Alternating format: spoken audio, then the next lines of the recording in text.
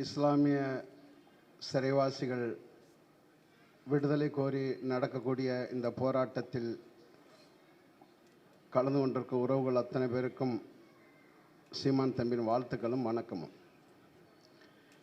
நாம் தமிழர் கட்சி இஸ்லாமிய சிறைவாசிகளுக்காக எதற்காக மேடை போட வேண்டும், எதற்காக பேச வேண்டும்? நாம் தமிழர் கட்சியின் தலைமை இஸ்லாம் என்ற மார்க்கத்தை ஏற்ற தலைமை இல்லையே. நாம் தமிழர் கட்சியின் தலைமை ஜும்மா மேடைகளில் திமுகவுக்கு வாக்கு சேகரிக்கக்கூடிய தலைமை இல்லையே.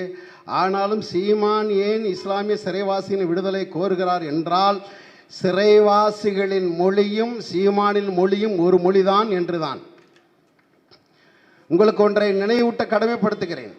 இதுவரை இந்த இஸ்லாமிய சிறைவாசிகள் விடுதலை என்பது இஸ்லாமிய அமைப்புகள், இஸ்லாமிய ஜமாத்துகள், இஸ்லாமிய சமுதாய தலைவரால் மட்டுமே அரங்கத்திற்குள் அடைபட்ட அரங்கத்திற்குள் பேசிக் கொண்டிருந்த ஒன்றை பொது சமூகத்தில் இஸ்லாமிய சிறைவாசி விடுதலை, தமிழ் தேசிய இனத்தின் விடுதலை என்று பொது சமூகத்தில், பொது இடத்தில், பொது மேடையில் முழங்கிய ஒருவன் என்றால் எங்கள் செந்தமிழ் சீமான் மட்டும்தான், வேற யாரும் கிடையாது.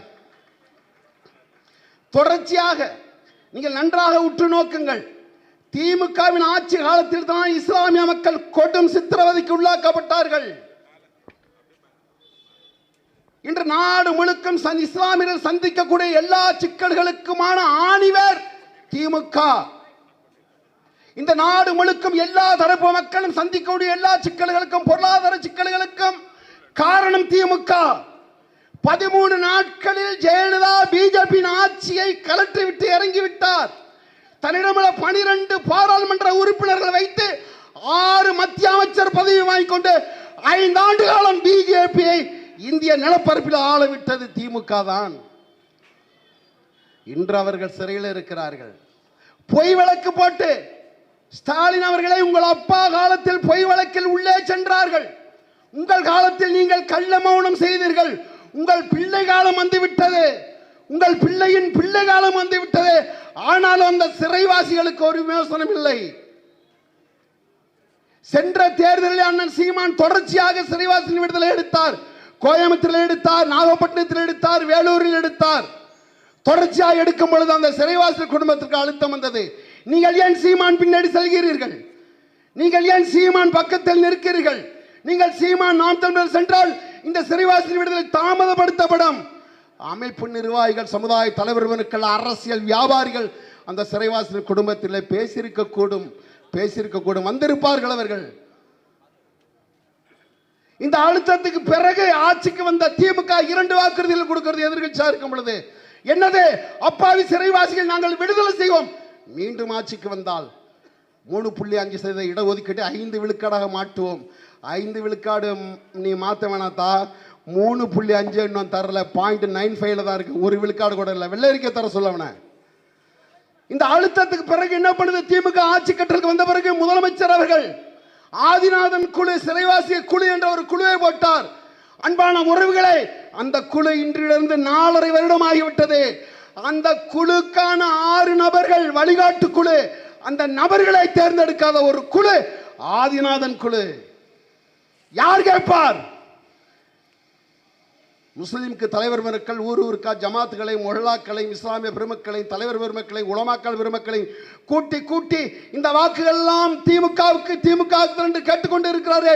ஒரே ஒரு முறை 2 சீட்டு வேணாம், சிறைவாசிகள் விடுதலை வேணும். ஒரு மானமுள்ள தமிழனா அந்த நிலத்தில் ஒரு முறை இந்த இஸ்லாமிய சொந்தங்கள் வாழ்ந்து பாருங்க, எவ்வளவு கஷ்டம் பாரு. இன்னைக்கு இந்த அடுத்த மாசம் இந்த இன்னும் 2 வாரத்தில் நோன்பு வர போகுது. 26 பெருனா, 26 ஹஜ்ஜி பெருனா, 26 ஆண்டுகள் ஹஜ்ஜி பெருனா, 26 ஆண்டுகள் நோன்பு பெருனா கொண்டாடவில்லை. சிறை கொட்டடிகளில் இருக்கிறார்கள். யார் அவர்களுக்கு விடுதலை வாங்கி தருவார்? இந்த திமுகவா? அதன் ஆதரவு கட்சிகளா? கூட்டணி கட்சிகளா? இல்லை. இவர்கள் ஒருபோதும் உங்களுக்கானவர்கள் இல்லை. உங்கள் வாக்கை மட்டும் வாங்கி கொண்டு உங்கள் வாழ்க்கையை நாசப்படுத்த வந்தவர்கள். சுப்ரீம் கோர்ட், உச்ச நீதிமன்றத்தின் தீர்ப்பு இருக்கு. மாநில அரசு சிறைவாசிகளை விடுதலை செய்யக்கூடிய அதிகாரம் மாநில அரசு இருக்கு. மாநில அரசு நெஞ்சில மாஞ்சார்தா கூட சொல்றா. சீமான் முதலமைச்சர் இருந்தா அடுத்த நாள் சிறைவாசிகள் வெளியே வருவாண்டா. சத்தியம் என்று சொல்றேன். அல்லாஹ் மீது சத்தியம்டா இது. என் தலைவன் பிரபாகரன் மீது சத்தியம்டா இது. சீமான் அடுத்த நாளை வெளியே விடுவாண்டா. மாநில அரசின் அதிகாரம் அம்மையார் ஜெயலலிதா ஆட்சி காலத்திலே தருமபுரி பேருந்து வழக்கில் உள்ளவர்கள் அவன் ஆட்சிக்கு வந்து விடுதலை செய்தார்கள். லீலாவதி கொலை வழக்கில் திமுக ஆட்சிக்கு வந்து விடுதலை செய்தது. எவன் ஆட்சி காலத்தில் இந்த இஸ்லாமிய சொந்தங்கள் விடுதலை செய்யப்படவில்லைடா. இன்னும் எத்தனை நாளைக்கு தான் நீ குனிஞ்சு குனிஞ்சு போயிட்டு இருப்பேன். முட்டி போட்டு வாழ்வதல்ல மார்க்கம். முழங்க வேண்டும், அநீதிக்கு எதிராக முழங்க வேண்டும். இந்த இருக்கிறானே பழனி பாபா, அவன் அவன் அவன் அவன் ஏறாத குதிரை இல்லை, தன் பாதையும் கொள்கையை மாற்றிக்கொள்ளாதவன். அவன் தான் இறுதியாக, ஏண்டா பழனி பாபா விடவா திமுகவுக்கு நீங்களாம் நெருக்கமாக இருந்துட போறியா? பழனி பாபா விடவாடா எம்ஜிஆர் நெருக்கமாக இருந்துட போறியா? பழனி பாபா விடவா இந்திரா காந்தி நெருக்கமாக இருந்துட போறியா? கொள்கை மாறிச்சுனா தலையில் தூக்கி வச்சன கீழே போட்டு மிதிச்சாண்டா பழனி பாபா. அப்பேற்பட்ட அவன் சொன்னான், ஜெயலலிதாவும் எம்ஜிஆரும் என்ன நெஞ்சில உதஞ்ச எதிரி, கருணாநிதியை முதுகுல குத்துன துரோகின்னு சொன்னான். அந்த புள்ளியிலிருந்து உங்களுக்கான அரசியல் பயணத்தை நீங்கள் தொடங்கி இருந்தால் இன்னார் அந்த சிறைவாசிகள் சிக்கல் இல்லை. உனக்கு தேவை எரிக்க சந்தன கட்டை இல்லை, உனக்கு தேவை நோம்பு கஞ்சிக்கு அரிசி அல்ல, உனக்கு தேவை உலமாக்கல் உயர்வு ஊதியம் அல்ல, உனக்கு தேவை உலமாக்கல் ஸ்கூட்டி வாங்குவதற்கு மானியம் அல்ல, எனக்கு தேவை சலுகை அல்ல, உரிமை. சிறைவாசி என்பது பிச்சை அல்லடா, அது ஒரு தேசிய இனத்தின் உரிமை. இந்திய சிறைச்சாலை சட்டத்தின் உரிமைடா. உரிமையை கட்டு போராடுறான் ஒரு கட்சி, ஒரு அரசியல் கட்சி. இந்த தலைப்பை இப்படி போட்டு ஒரு கூட்டத்தை காமிக்க சொல்லு.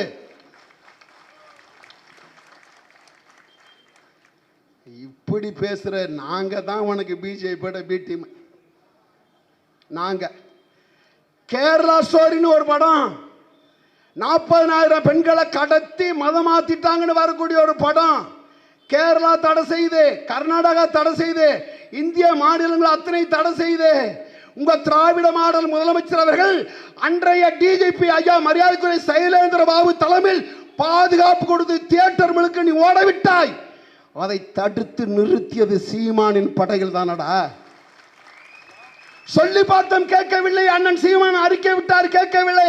அவன் தம்பிமார்கள் டிக்கெட் வாங்கி கொண்டு தியேட்டர் அனுகரத்தில் உட்கார்ந்து திரையை கிழித்த பொழுது இது பேச்சல்ல வீழ்ச்சி என்று பயந்து நிறுத்தினான்.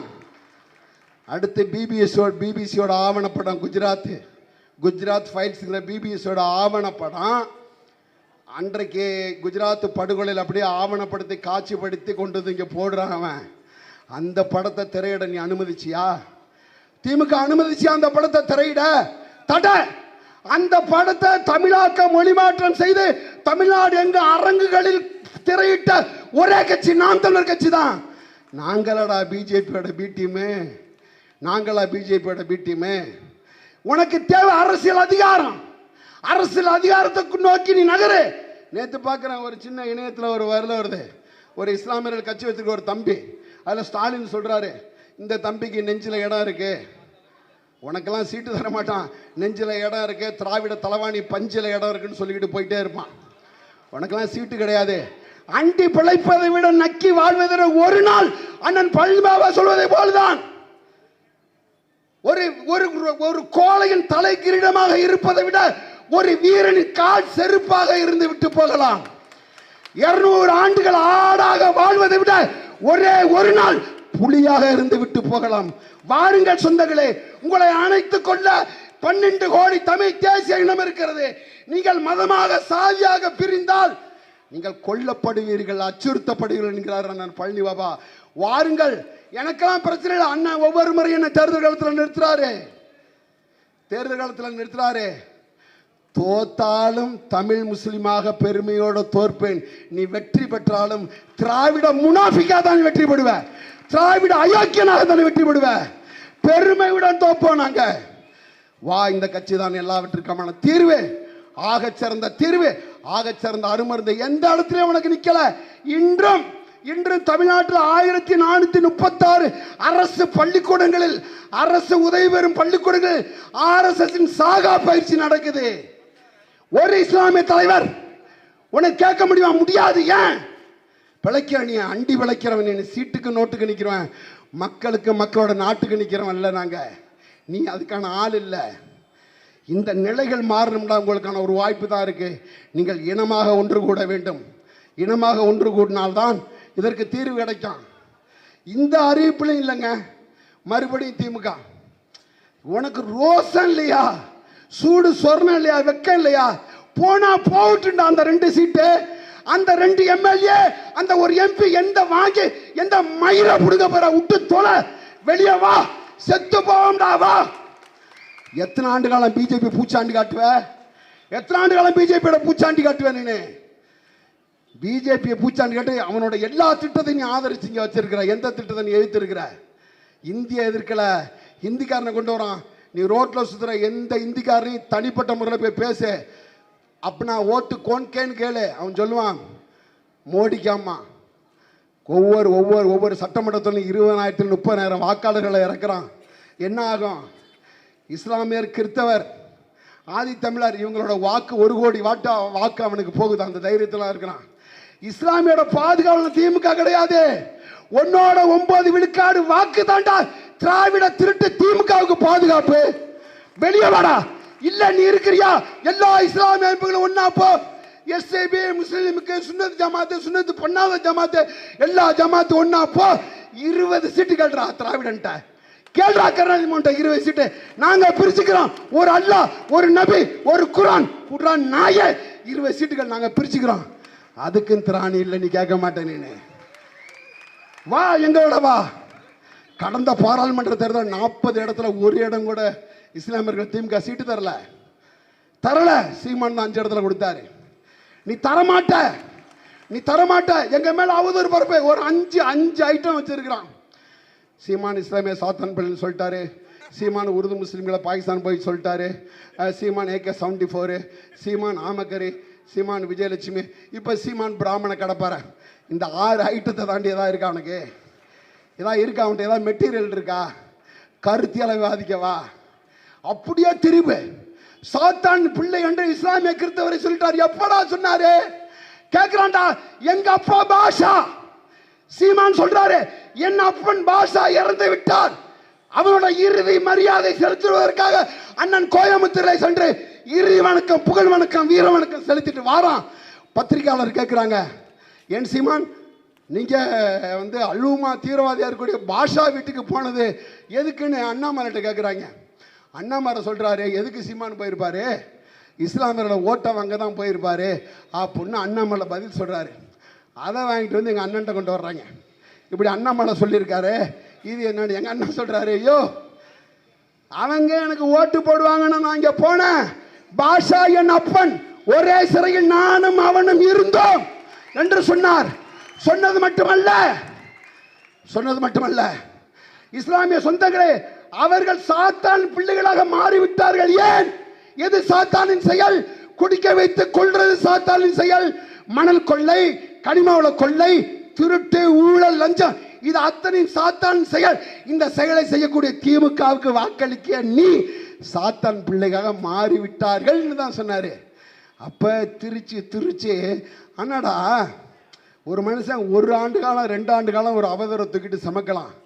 15 ஆண்டு காலம் ஒரு அவதூறை தூக்கிட்டு சீமானை தூக்கிட்டு நீ எதிர நிற்க அந்த அவதூறுகள் மேல ஏறி நின்று உறக்க முழங்குவோம். நாங்கள் எல்லோருக்கும் ஆனவர்கள் என்று முழங்குவோம். இந்த சிறைவாசி விடுதலை சாத்தியப்பட வேண்டும் என்றால் உங்களுக்கு ஒரு வாய்ப்பு தான். அது எங்கள் அண்ணன் செந்தமிழ் சீமான் மட்டும்தான். வாருங்கள் உறவுகளே, நீங்கள் மதமாக நின்றது போதும், நீங்கள் ஜமாத்தாக நின்றது போதும், இனமாக ஒன்று கூடுங்கள். சீமான் கரத்தை கைப்பற்றி இந்த சிறைவாசிகள் அத்தனை பேர் விடுதலை நாங்கள் சாத்தியப்படுத்துவோம் என்று கூறி விடைபெறுகிறேன். நன்றி, வணக்கம். நாம் தமிழர்.